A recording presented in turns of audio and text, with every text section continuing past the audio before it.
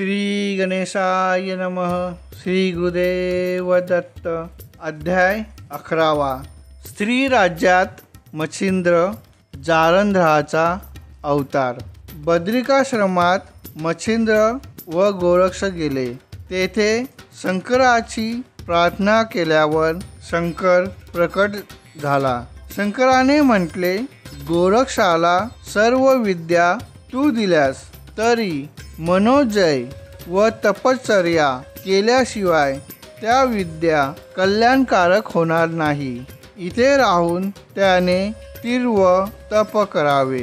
मच्छिंद्राने त्याचप्रमाणे गोरक्षाला बद्रिकाश्रमी ठेवले व तो तीर्थयात्रेसाठी पुन्हा बाहेर पडला. शंकराने गोरक्षाला स्वतः योग साधनेत मार्गदर्शन करण्यास प्रारंभ केला. तिथे पाहत 12 वर्षांनी मच्छिंद्र रामेश्वरला पोहोचला. 24 वर्षापूर्वी जो मारुती त्याला भेटला होता त्याने मच्छिंद्राला स्त्री राज्यात जाऊन मैनाकिनीशी विवाह करण्याच्या वचनाची आठवण करून दिली. 24 वर्ष तुझ्या तीर्थयात्रा झाल्या, आता माझे काम कर, मारुती म्हणाला. मच्छिंद्राने ते मान्य केले. 3 दिवस रामेश्वराला राहून मग ते दोघे वंग देशाच्या पलीकडे स्त्री राज्यात गेले. मारुतीचे मैनाकिनीने व सर्व स्त्रियांनी मोठ्या आदराने स्वागत केले. मच्छिंद्राचेही स्वागत केले. दोघांना बसायला उत्तम सिंहासने दिली. मच्छिंद्राचा परिचय करून घेतला. मारुती म्हणाला, मी तुला जो मच्छिंद्रनाथ म्हणून येईन असे पूर्वी सांगितले होते तोच हा तुझी मनोकामना पूर्ण करील. मैनाकिनीचे मच्छिंद्रनाथावर मन बसले.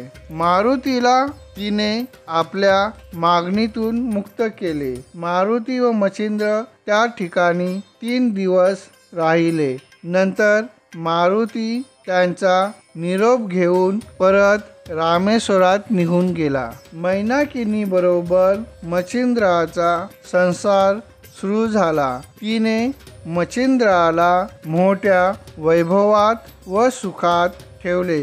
काही काळाने मैनाकिनी गरोदर राहिली व योग्य समयी प्रसूत होऊन तिला मुलगा झाला. त्याचे नाव मीननाथ ठेवले.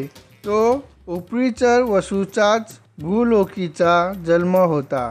मैनाकिनी मुलाचे लाड करी 3 वर्ष हसतच गेली. मच्छिंद्राचा तर मीननाथाला फारच लळा लागला होता. आता आपण मच्छिंद्राला तेथेच सोडून आणखीन एका नाथाची, जालंधरनाथाची जन्मकथा पाहूया. हस्तिनापुरात बृहद्रवा राजा राज्य करीत होता. जनमेजयाच्या वंशातील ही 7वी पिढी. कलियुगाची 2 सहस्त्र वर्ष गेली होती. राजाने सोमयाग आरंभिला होता. देशोदेशीचे ब्राह्मण व वेदवेते बोलावले होते. 1 वर्ष अनुष्ठान चालले होते. अग्नी तुष्ट झाला होता. नवनारायणापैकी अंतरिक्ष मुनींनी यज्ञाग्नीतच जन्म घेतला. रात बाहेर काढताना तेथे दिव्य, तेजस्वी व सुंदर बालक सापडला. आश्चर्य करीत ब्राह्मणांनी राजाच्या हाती तो बालक दिला. राजाला फार आनंद झाला. राणी सुलोचना तर फारच आनंदी झाली. तो आपला दुसरा मुलगा असे म्हणू लागली. मीनकेत हा राणीचा मोठा मुलगा होता.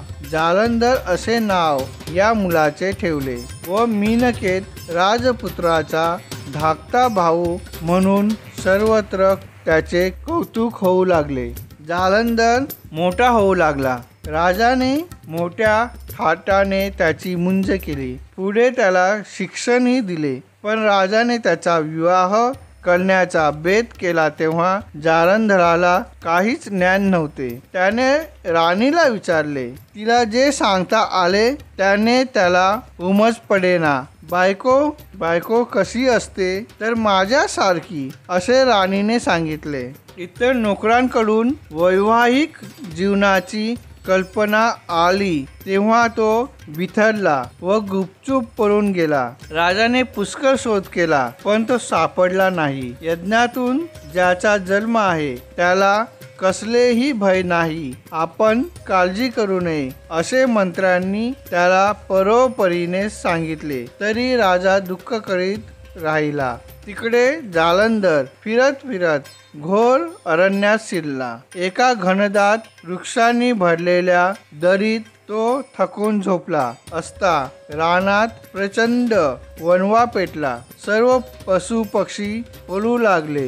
वृक्ष पेटून कोसळू लागले. कित्येक प्राणी होल पडून मेले. धूळच धूळ आकाशात पसरला.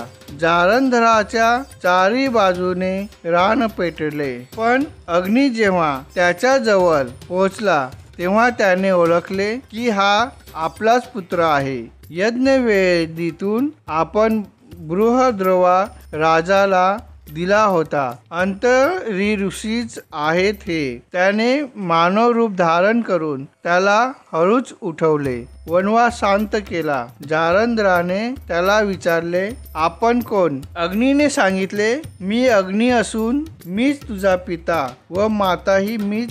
त्याने जालंधराला सर्व सांगितले. फलश्रुती या 11व्या अध्यायाच्या पठनाने अग्नी भय नष्ट होईल.